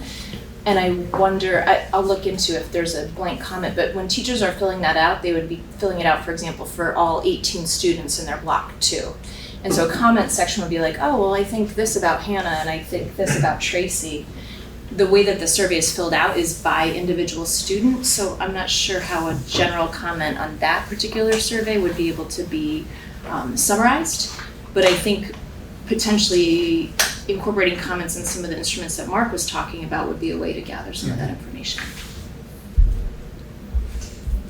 Okay. Kim? I just wanted to say that I don't see an issue with us receiving this data a little bit later, you know, after each individual school has seen it and reviewed it. I don't think the timeline is going to make that big of a difference to us if we're receiving it slightly after admin has had a chance to review it. I think they deserve a chance to review it before. Yeah, I agree, but 9 months after, this would be data useful. I'm not saying 9 months. Yeah. I'm saying we need to give them. I see. Yeah, I'm not saying 9 months, no. Gotcha. But, you know, they can have a couple weeks, a month to look at it and review it and then come to us. Yes, Britt. I know that there's a subcommittee that will be meeting soon to look at the board meeting presentation schedule throughout the year, and I wonder if that might be a good time to look at some of the essential questions that were generated at the 624 board admin retreat, and then think about the different data points that would be helpful to answer those and identifying when, for example, those assessment windows happen throughout the year, we could create a clear schedule tied to those board presentations that move in that cyclical manner so that we could have a plan for that. And I'm sure school years get real busy, so it certainly wasn't intentional of like, we're not going to share this data. I'm sure there was, just the movement, and so apologies if that hadn't been shared in the moment. But yeah, I wonder if that might be an outcome of the planning meeting. Okay, I think that's a great suggestion, thank you. I think that sort of pulls this together. And with that in mind, the individuals the board members who are on that committee are Tim Maceo, Ruby McAdoo, and Kim Price and Deborah Stanford. We decided to join that as well. Okay, and you'll let us know when we can coordinate a meeting. I wanted to make sure I didn't miss all the meetings that are being set up. We haven't gotten there yet. I have on my calendar this Friday at 1:00. Yeah. Okay, wait 1 second. Friday at, everyone's like, oh, of course, the 29th. I haven't forgotten, it's on my calendar. It is, for sure, yes. So this Friday at 1:00 in the central office. Yes. Thank you. Tim, was that someone's phone? No, it's outside. Because it could be mine. Okay, Tim. Just 2 last questions. First, do the data results come with comparisons to national percentiles? No, not for the teacher perception survey. And lastly, this gets to the comment by Willow. there's very disturbing data about student engagement in 7th, 8th grade, I think. So what do we do? This is a question for the board. What do we do about that? What kind of follow-up should there be? Do we just note it and move on, or do we really say, well, ask the administration, what's going to be the follow-up to this? Student engagement in 7th and 8th grade, is that what you're saying? 7th and 8th grade, specifically? Yes, right. Yeah, as well as 9 through 12. I know in the past we've taken a look at some of the data and how it shifts from elementary school age children to high school age children. And there is an inherent,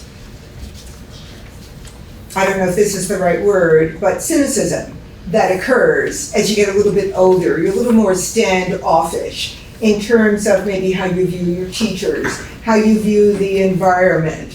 I'm seeing grins on individuals' faces who have been through this. So I wonder, 7th and 8th grade, I've taught middle school.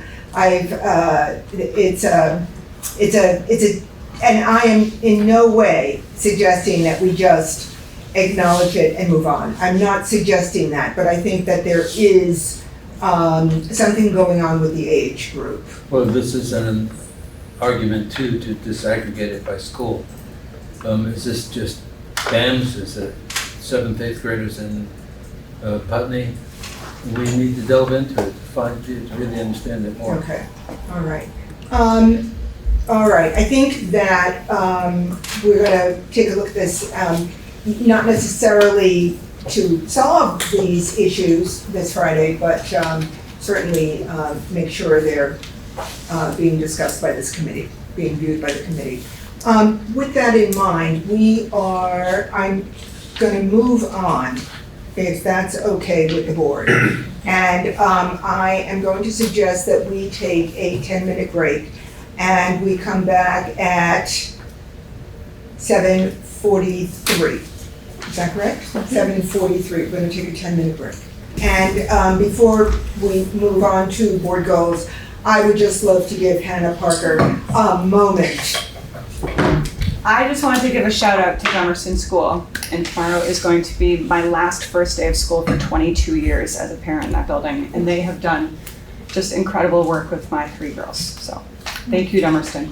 Okay, wow, great. Okay, so, thank you, Dummerston. Update on board goals. Sure. Jessica. Sure. Okay, so the board goals task force met, I think just once since our last meeting. We met today, this afternoon. And we have been working on hammering out all the details for the goals that we would like to present to the board.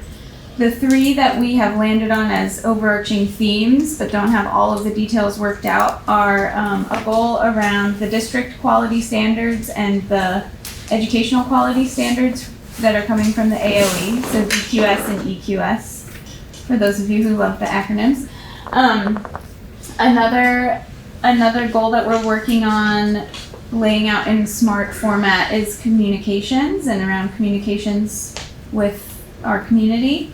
And then the final goal that we're kind of still figuring out is something around HHB, or hazing, harassment, and bullying. So we are meeting again next Tuesday, and we hope to have something nailed down to give the Thursday before, so board members have a chance to look at it and respond to it at our next full board meeting. With that, we kind of, as we were working through all of this, one thing that kept boiling to the surface, and that is very timely and very short term in the moment, is the redistricting that is happening with the redistricting task force in the state of Vermont. And we really do think it's important that this board work with members of the SU as well, because we all have a stake in it, and really figure out kind of a work plan for the next several months on how to engage the community. And so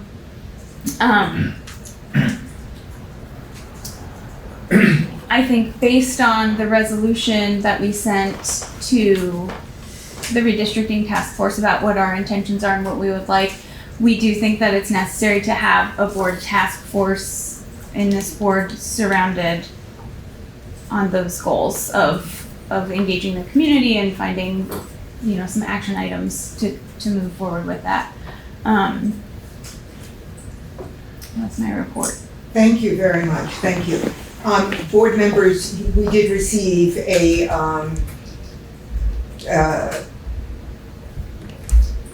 narrative, a series of bullets having to do with the board redistricting task force at the board level. Sure. We are going to talk about that at the next board meeting. This will be linked on the agenda, as well as a breakdown, a more complete breakdown on the 3 goals. I'm sorry. That would be great. What do you mean the board redistricting? We received, the board received an email from Jessica this afternoon. I sent it to you and our task force, not the full board. Forget I said anything. Forget I said anything. Let me not confuse, I just confused it. But more information will follow, linked to the next agenda. How's that? Yes. I would like to, I guess, I don't know if this is appropriate with Robert's Rules of Orders, but I would like to motion that we create a task force on this board centered around the redistricting to keep people kind of in the loop. Okay, can I suggest, okay, there is a motion on the floor, is there not? There is a motion. Would you state the motion again, please? Okay. I motion that the WSCSD Board of Directors create a board redistricting task force. Seconded. Discussion. Jocelyn? I thought that was Tim and I. And I think it's like an evolution of that, right? So you both are reporting out on legislative issues. I think it's like a deepening, like getting more people involved so that you're not solo, that you're not a duo. Gotcha. more hands is, I think, my vision of it. Okay. I know that, as part of discussion, I know that Jessica and the Goals Task Force is going to come to the next board meeting with, is that a point of order? No. No, it's not. I look at you and I sort of, with more information about what the responsibilities of this board redistricting task force, what the responsibilities might be for that group as part of your motion. Is that correct? The responsibilities, exactly what I see, what you did send to just a few of us. Those were our ideas. It doesn't have to be exactly Right, that. So I think right. it's more, I think that would be open for discussion with whoever decided to Okay. join the task force, is my vision of it. So, all right, thank you. Matt? I think if we're gonna put together a task force, it would behoove our board to certainly be including the SU, but then I think also equally as important that we engage administration in this as well.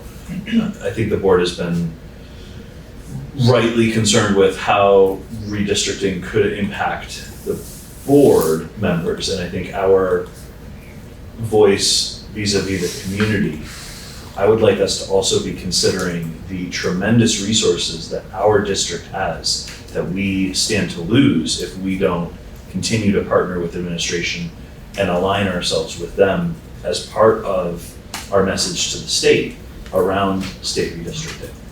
Our district has some tremendous resources that we stand to lose if we're not joint in this effort. Okay.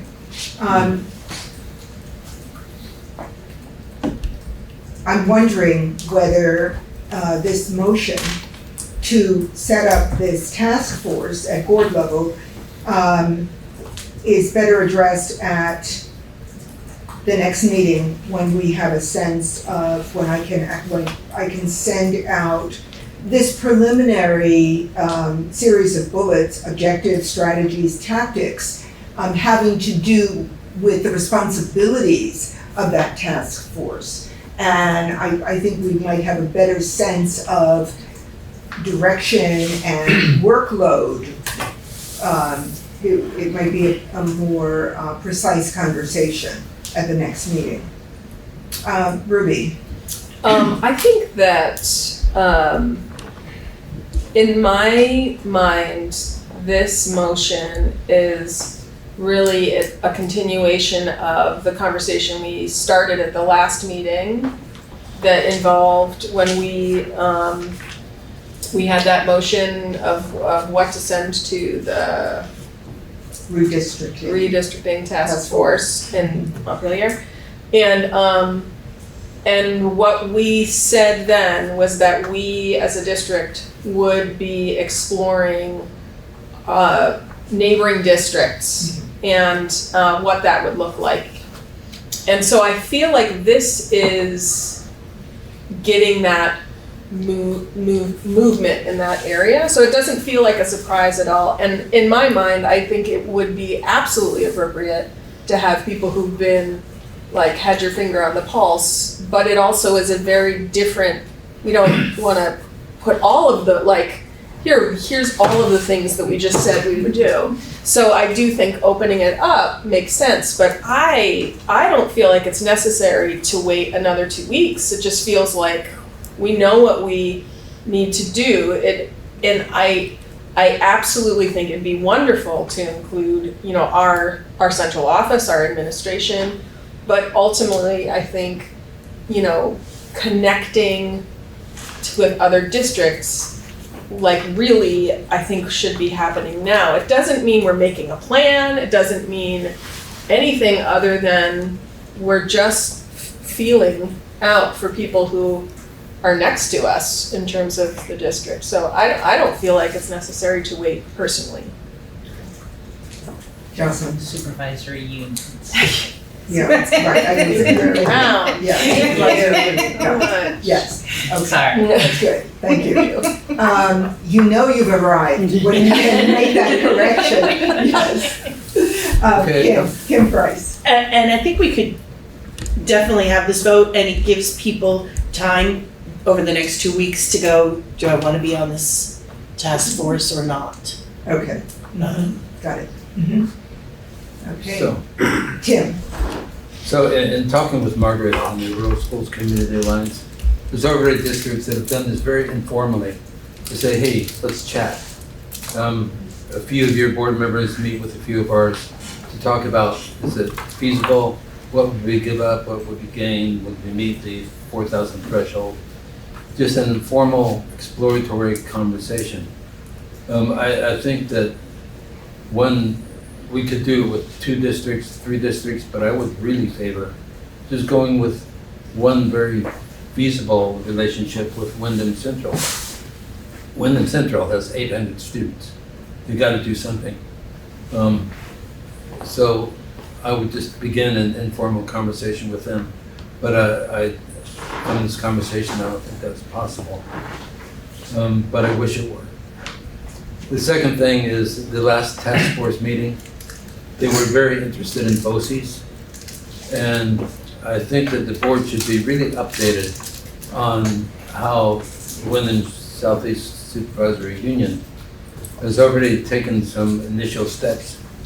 Well, we've already established, Frankie, correct me, we already have a BOCES. And the task force was interested in BOCES supplementing the mergers. It would be a big boost to us. So it's not entirely unfeasible for example, for 2 districts to merge with the BOCES to show that we would save money. BOCES is Boards of Cooperating Educational Services. So I do know that BOCES is going to come up on the supervisory, I'm sort of speaking out of turn, but BOCES is going to come up on a supervisory union agenda in the fall. In the fall. We're there. We are in the fall. September is right around the corner. I call September the fall.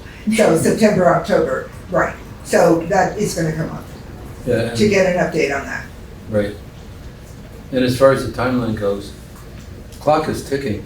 November 20th, the task force will be finalizing their recommendations to be presented to the Senate and the House Ed committees and a couple of other committees.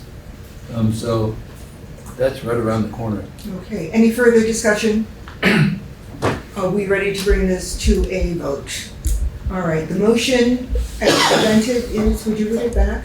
Matt? That the WSCSD create a redistricting task force, that a redistricting task force be established. Okay.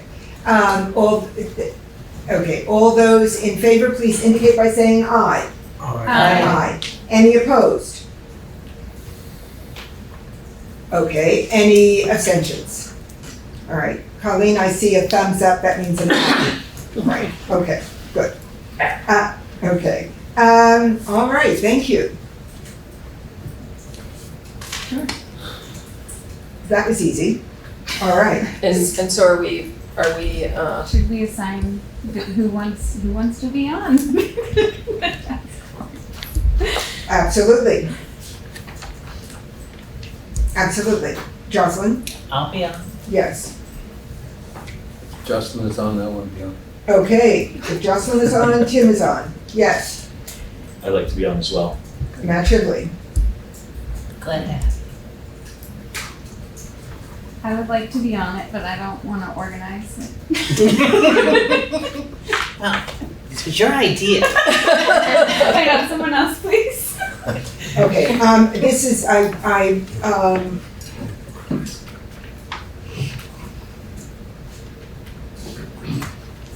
and based upon, some of the discussion, I feel as if, the two chairs should be on it. It seems to me. Okay, We do need to be mindful about a quorum. believe me, I'm there, I'm going there, and I'm looking at numbers, right? Okay, so we've got 1, 2, 3, 4, 5, 6, we've got 6 on here already.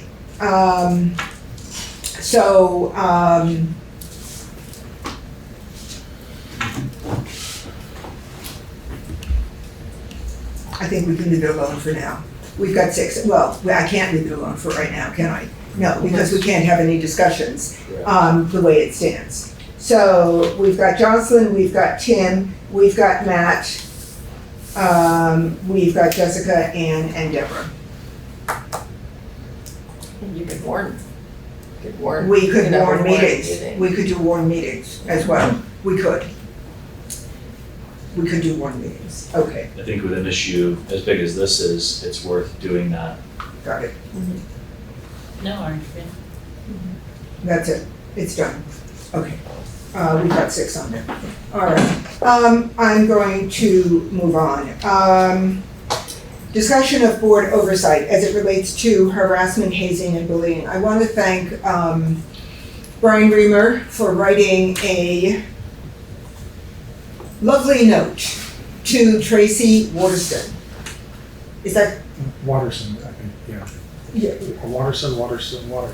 I think it's Waterston, I seem to recall. But, right, asking, saying it's a follow-up, and expressing some concern about that first letter that we got. So, just to review, we had, we were responding to concerns raised that this committee that's charged with setting a policy for hazing, harassment, and bullying does not contain members who are of the population that would be most likely to be hazed or harassed or bullied. And we sent a very detailed letter to Secretary Sanders and others on her staff. We had not received, the response we received was not, did not respond to any of the points we raised. And we did receive now a copy of a letter from Secretary Sanders, which still does not, in my opinion, answer any of the concerns, specific concerns we had. We can certainly share that with you, but I'll just highlight a couple of points. It's a very general letter dated June 19th. It's written to the HHB Advisory Council members itself, but that's all that we were given in response to our note. So one of the parts of the response says, Sanders writes, I've expanded the membership of the committee to include broader perspectives, increased the frequency of meetings, and introduced additional avenues for connection. Additionally, in consultation with my team, I've extended the timeline for developing the model policy, allowing the Agency of Education to more fully reflect and incorporate substantive feedback received. Later on in the letter, she writes, our first priority is to update the model HHB policy and procedures. And further on, the HHB working group will also be prioritizing a prevention toolkit alongside the model policy and procedures.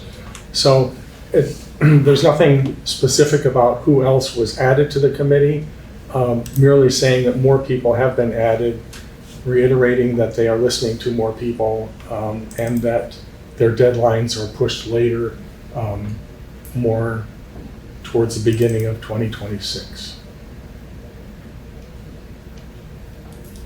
I'm wondering if everyone in that agency is absolutely swamped and is not paying attention. And we have to figure out what our next step is. Was that just signed by you? Pardon me? Who signed it? The letter I just described, I paraphrased, is signed by Zoe Sanders, Secretary. No, did you just sign the letter that you sent to her?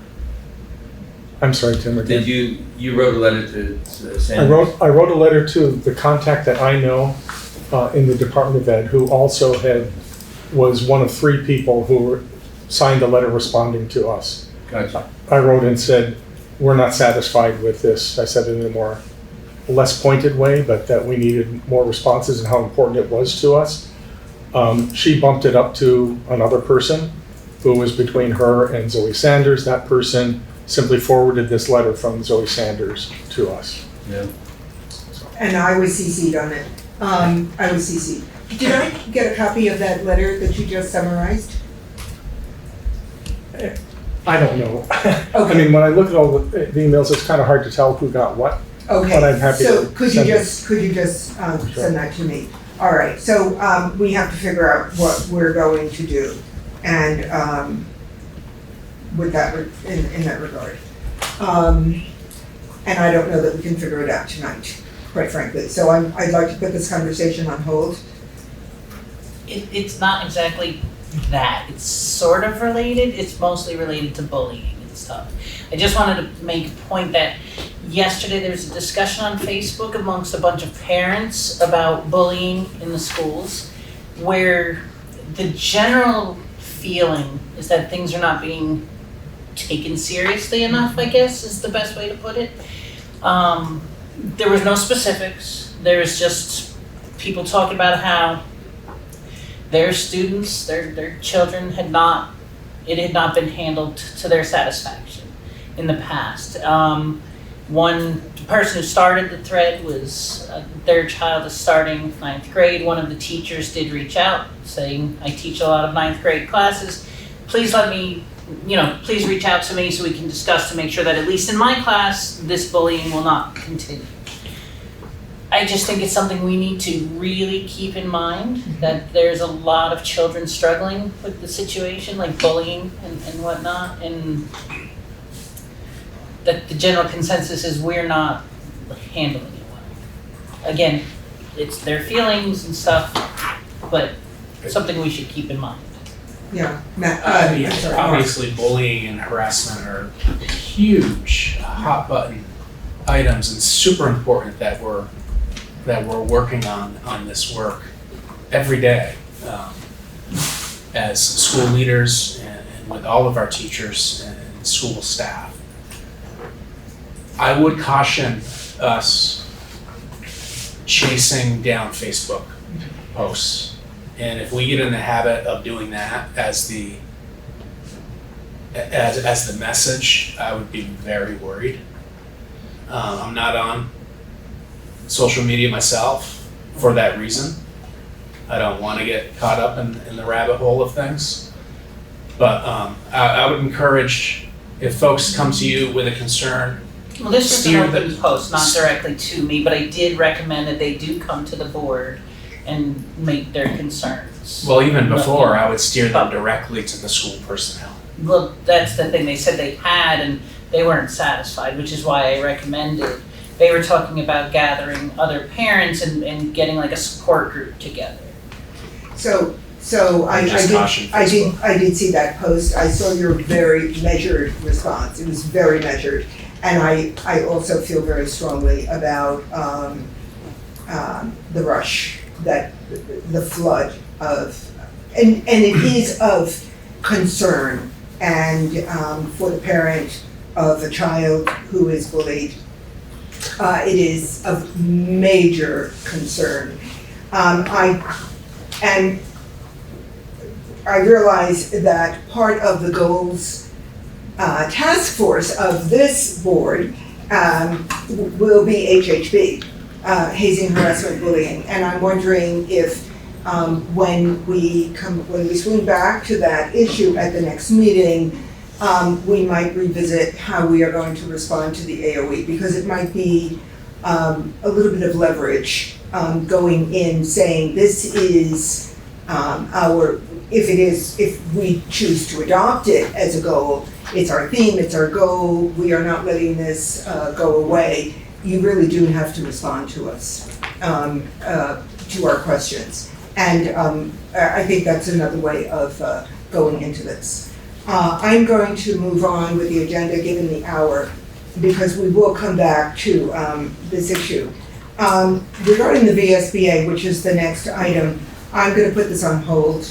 I feel as if I'm doing that a bit until the 9th of September, but it is going to, it will have to be discussed on the 9th, because registration is taking place for the conference at the end of October in Burlington. And if we are going to go, we don't want to get closed out of hotel rooms, or we need to make a decision about whether we are staying with the VSBA or not on the 9th. So let's keep that in mind, please. And with board permission, we're going to move on to the administrative report. Okay, thank you. We'll start with, we have 3 new hires to propose to the board. I'll list them. Andrea Hernandez as a part-time Spanish instructor at BUHS. Caitlin Fayola as a grade 1 teacher at Academy School for 1 year. And then Caroline Malonis, a part-time Spanish teacher in a 1-year position at Putney Central School. Okay, is there a motion? So moved. Seconded. All right, discussion? All those in favor, please indicate by saying aye. Aye. Any opposed? Any abstentions? Welcome, welcome, welcome. Okay, thank you. So I have a pretty brief report tonight, just to talk about preparing for our first student day, which is of course tomorrow. Before I get into some of those details, I will just reiterate that I did send a message out to the whole school community this morning, just before noon, acknowledging the concerns and the stress that people are facing with the fact that their bus drivers and bus company have not negotiated a deal that both sides have agreed to at this point in time. The other thing I can share is that I do know that negotiations are ongoing. They're not stalled, as maybe some have been led to believe, but from information I received today is that talks are still happening, and there were planning to be some discussions, some follow-up discussions from a meeting yesterday at some point this evening. So as soon as I get an update on the status, I will send a robocall or robo-email to everybody, the community and the entire board. And my hope is that is sooner than later. In the event that there is not a deal before tomorrow morning, there are replacement drivers who will be running our routes. They ran through the routes yesterday afternoon. I'm concerned with replacement drivers, but I'm happy that they are in place and it's not going to delay our start to the school year, and that we will provide that access to transportation for students that need it and use the transportation company. I am anticipating that we'll have some pickups tomorrow with new drivers to the area. So I'm cautiously optimistic, but we're ready to be fielding phone calls throughout the day tomorrow and do our best to problem solve and help with communication throughout the morning run, and then of course the afternoon run as well. But the hope is that this sees its conclusion as soon as possible. But that is out of my control. Thank you, Mark. I have a Tim? question. Yeah, there's concern that the substitute drivers, if they need them, are not certified, but is it possible to suspend the requirement for certification for substitute drivers? It's a concern among parents and monitors. No, they would have to be qualified and certified drivers. Okay, thank you. So these are drivers that have gone through the due process with the transportation company, including background checks. Good, all right, I think the hands just went down on that one, thank you. Okay, great. So that's the update. I wish it was more of a cheerful update, but that's where we are. In terms of, a lot of work happens over the summer. I'm sorry, Jessica, do you have a Yeah, I just question? have a question about the bus, and maybe we don't know the answer to this, but is there anything in the contract, or do we have any information about how this is gonna impact the district financially? Like, if they're hiring on a bunch of substitute drivers, I would anticipate that there's gonna be a cost associated with that. So is that gonna be passed down to us, or what? No, we've been assured that there will be no cost impact to us. Okay. Good question.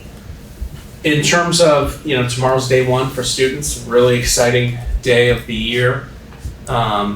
Central office staff will be kind of dispersed throughout the district in the morning to help administrators, school site administrators greet students and families. So one of my favorite days of the year. I think I'll likely be here, Hannah, with BUHS to start the morning, and then move on to an elementary school. So all hands on deck to provide a really caring and welcoming start to the school year for our students. And as I was about to say, a lot of work goes into the summer months in terms of preparing for the new school year. I'll just share some of the days that occurred last week. We had our new teacher orientation that took place on Wednesday, August 20th, and Thursday, August 21st. I was happy to be a part of the day on the 21st, so I met all of our new hires, was able to speak with them as a group, and I sat in throughout the morning and saw some protocols that were in place to get the participation up and moving. And I would want to have a shout out to Stacy Sawyer and Janet Slazinski, who organized those 2 full days of of new teacher orientation, and Tracy Drotz for all of her work in ensuring that everything was lined up to go as smoothly as possible. But I feel very positive with the first impression that we created in terms of welcoming our new folks to the district. I've received much positive feedback from those folks who feel really excited to be a part of our school district, and some folks who have left other school districts and have shared a noticeable difference in terms of how we've welcomed them and hopefully set them up for success to start the school year. And the other thing that comes to mind with the new teacher orientation is the past 4 years, we've held the new teacher orientation in the auditorium. And we've basically filled the place up. That's how much turnover we've had since the COVID pandemic. This year was much different. The group that I met with on Thursday was about 40 teachers in classified staff. I think Bren was sharing with me earlier today that a previous year, that number was like 150. So quite a drastic difference in turnover, and that's a really good and healthy sign for us. Because when you're turning over 150 positions each year, I mean, there's so that is so involved to get new folks up to speed with things that we've been working on for multi-years, and a lot of training that is not in place that we need to kind of bring to light while also moving forward with new training. So it's been a difficult transition since COVID, but I think we're really settling in, and much more of a natural turnover in this school year, which I think is really exciting. And I will say the group that I was able to meet with on Thursday, there was a lot of joy in the room. Focus was there, participation was terrific. I'm really excited about the folks that we're bringing into the school district. So I think that's a really positive thing, and continued thank you to the board for your support in holding days like this, and also working with us as we transition through turnover. That was followed by 3 in-service days, Friday the 22nd, and then Monday, Tuesday the 25th and 26th today. Our full day in-service days at our schools, and those days have been planned really specifically at school sites, but it has been a combination of school professional development balanced with just free time for folks to get their classrooms prepared and ready to start the school year. So feels like we've had a really solid start to the prep and planning for the school year, and I'm really excited for tomorrow morning to see those bright faces walking in our front doors and through our hallways, and I think we're primed for a very successful 25-26 school year with the trajectory of the work that we've been working so closely on as educators in this SU. So that's the update for the start of the school year. And if you're available and around, tomorrow's kind of a nice day to just be a presence, to just watch kind of how things unfold for that first day as kids and families have their drop-offs. So. Thank you, Mark. Thank you. Frank, the fiscal report? Okay, I will send document around. You guys send it across the room. Thank you. And you down that way.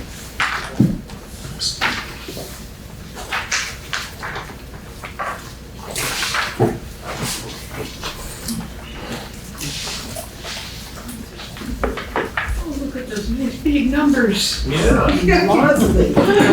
Wow. So this is the preliminary fiscal report. We just actually are uploading the data today to our auditors after the usual full summer schedule of closing up our combined $100 million in budgets for the period ending June of 2025 for the Windham Southeast School District. One of 3 entities in our system. That first page provides sort of just a bird's eye view of fiscal resources that will be available for fiscal year 27 planning, and then also just how we managed in over the course of the fiscal year. So the first line, you may recall the legislature threw a lot of curveballs at us for fiscal year 25 planning, right? They rescinded a law that we built the budgets on 2 weeks before town meeting day, and as a result, I'm sure you recall, we essentially proposed to create a surplus against the expenditure plan as a contingency to get through the legislative session. You may recall, we asked for a 2% discretionary spending freeze in all of our schools, and then in addition to that, we managed to identify some reserves. So that first line, the budget plan was to receive $65 million in revenues, about 67 in expenditures, which would have created a $2 million deficit. That was what we published, that's what our voters approved. So the second line there is how we actually completed the fiscal year. On the revenues, we received nearly all of our revenues that we had planned, but you can see short 1.8%. So budget 65 million and actual is approximately 64 million. On the expenditure side, this is where we do have control for the most part, revenues not so much. But on the expenditure side, we actually exceeded our target by a little bit. The approved budget by the voters was 67 million, and we ended up spending approximately 65 million. So that's a favorable variance of that 1.9 million you see there. When you net the plan against the actual, that's the final column over there, year-to-date surplus deficit. So the plan was to essentially reduce equity by 2 million, but because of our favorable management of the expenditure side, we reduced the fund balance by the 1.2 million, which is about nearly $800,000 favorable result to the plan. So that's the revenue and expenditures, which is a measure of just the current year. The bottom statistics are the cumulative results of all time of Windham Southeast School District. That's what a balance sheet does. It takes your very first year and it accumulates with the second year and the third year and the fourth year for forever. And we haven't been a district that long, but the balance sheet takes that change in fund balance there that we just discussed, 1.2 million, reduces the beginning fund balance at 325. So we have an ending fund balance of 2.2 million, which is quite a bit more favorable than what we had estimated when we shared this information with our taxpayers. Capital fund, we also were very much on plan. Started the fiscal year with 4.3 million in a reserve. We did essentially complete the Oak Grove School project. That was the largest project, but we had about 30 other projects that were completed, and we have a solid 3.1 million in capital reserves to implement the plan that the board approved last January, that we're well along the way in improving our schools.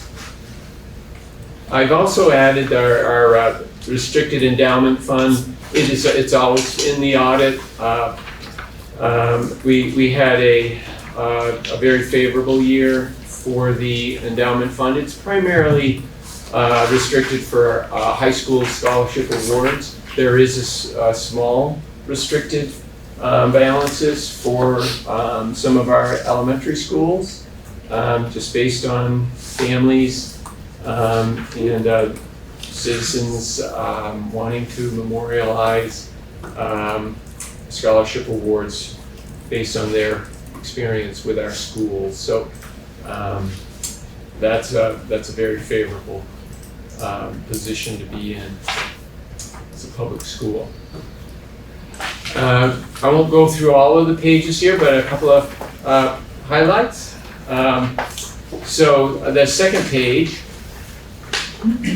is the revenue and the expense on one page here with a little more detail than the first page. So it's the same $771,000 favorable variance against the plan, but it's telling you where the money came in under revenue. You see the local revenue, subgrants, and subgrants are primarily passed through federal grants through the supervisory unions to the Windham Southeast School District. And then we have state aid, a little bit of federal aid. It used to be a lot with COVID funding, but now it's just passed through primarily to the Career Center. And that's the primary sources of our budget. You can see overwhelmingly 57 million is it's the education state grant. And that's what really drives our tax rate. On the expenditure side, on that page 2, this is what we organize based on the chart of accounts that the state of Vermont requires us to use, something called the object codes. And you see there, object codes means it's by spending category: salary, benefits, professional services, maintenance, tuition, supplies, property, debt, and other. So again, it's the same 65 million that in spending that we reviewed on the first page, but it shows you in those categories how we did against budget, and you see that the largest spending area is salary and benefits. Right out of 65 million, you see it's about 42 million is salary and benefits, and the variance is relatively small. The variance also reflects that 2% discretionary spending freeze that our principals work very hard, with the central office to implement. If you were curious why, when you look at percent changes, why are we so much favorable in professional technical services? Well, it's a combination of a number of things, but it's things like at the high school we didn't have to engage regular ed tutorial services to the extent that were budgeted. That was one favorable. Another, professional technical is legal services. That's part of a favorable result in the board budget.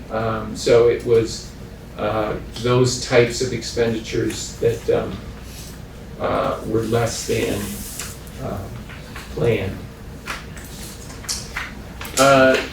One more, just kind of a brief overview, page 3, it again is the whole district on one page. It's looking at data again by function code, meaning instruction, support services for students, support services for teachers, school board admin, and so on. You see that's functional categories, same 65 million. So it's the whole budget on the half page there, and then the lower half of page 3 is just looking at it by individual school site. Same 65 million And you see Academy, spent 7.2 million. And most of the districts were favorable by about 3% of the budget, which reflected those intentional freezes that we indicated to our public we would commit to protect the tax rate. So those are the summary documents. The balance of the report is 4 through 13 is just each individual school site with a little more detail. And the information is organized by function. Okay, so for each school, what do we spend on direct instruction? What do we spend on student support, staff support, school administration, maintenance, transportation, and other. So that's a quick review of fiscal year ending June 30. As I say, the data's going to the auditors today. They're coming in for a site visit the usual week of review, September 9 through that week. And I would hope to see a final report from them in November. Questions? Tim? So there's a small middle school leadership program that was cut. The person who was heading that was told that it was because of a reduction in federal funding for Title IV, which makes me wonder how much a reduction in federal grants has there been? What program was that? The one where middle school students go to Landmark and do leadership stuff. That wasn't cut, Tim. They just did it last Tuesday. So originally there was a federal freeze on all title grants that came through early this spring. So at that point, we had to pause on all title expenditures from 2 and 4. And then as soon as that money was re-released at the end of July, we re-engaged in the middle school leadership MOU, and that event happened last week. Oh, okay, because the last email I got was cut, so just put on pause. Yeah, just all of our title programs from 2 and 4 were put on pause. Okay. There was a Trump administration order. And just to clarify, that's not this entity. That's not this entity. You would not see, I didn't report on that. It's not part of this entity. You're raising a question about the supervisor union budget. Okay. Any other questions? Thank you, Frank. Okay, you're welcome. All right, we're up to the consent agenda. Is there a motion? So moved. Seconded. Any discussion? All those in favor, please indicate by saying aye. Aye. Any opposed? Any abstentions? Thank you. Okay, unfinished business. Policy Committee presents for readoption F8, student medication. Is there a motion? So moved. Second. Okay, any discussion? All those in favor, please indicate by saying aye.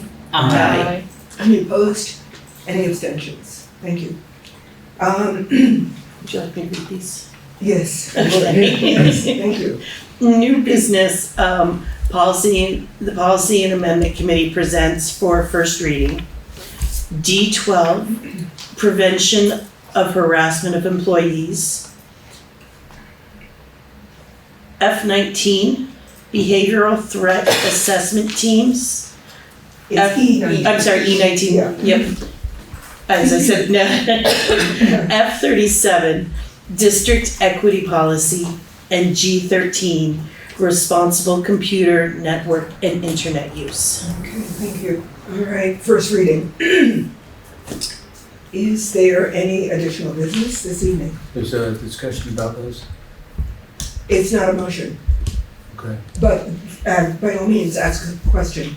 I read in the policy minutes that this was a response to a request from VSBA. Just to clarify, in addition to Act 73, there's Act 72. And those policies like cardiac arrest policy and and others are coming not from VSBA, but are required from in Act 72. Okay. We're on it. We will be on it. Yeah, that includes cell phone usage. Can I just say regarding cell phone usage, the legislation says that the Secretary of Education will develop a model policy, I believe by January of 2026, Yep. and it's by mid-2026, June, that individual districts have to adopt that policy or a variant of that policy. And also, the district has the latitude to develop its own policy as long as it meets minimum requirements in the forthcoming proposed policy. And with that in mind, I would like to wait for the forthcoming proposed policy rather than spinning our wheels. It seems to me, it's already legislation, we understand that. Yeah, I'm not in a hurry for it. So, I sort of made a decision that there is nothing for the policy committee to do at this point. We're already, we just have a terrific backlog of policies to evaluate as well as new policies that are being developed as we speak. Okay. Okay, Hannah? I just want, just because it was brought up, I just want people to know that BUHS is going cell phone free as of tomorrow. Great. Bell to bell. Yeah, it is as of tomorrow. legislatively required at this point, I do believe. Yeah. Not yet, it's not till next school year, but we had made the decision prior to that anyway, so Okay. just all students, families, staff have been made aware and Okay, that's great. there's no longer cell phone use. So unless we hear differently from this board, the policy committee, I envision, should wait until Secretary Sanders comes up with a model policy. And then we can see what it looks like, rather than spinning our wheels. All right, is there any further business? Madam Chair, there being no further business before this board, I move that we adjourn. Second. Discussion? All those in favor, please indicate by saying aye. Aye. Any opposed? Any abstentions? We are adjourned at 8:38.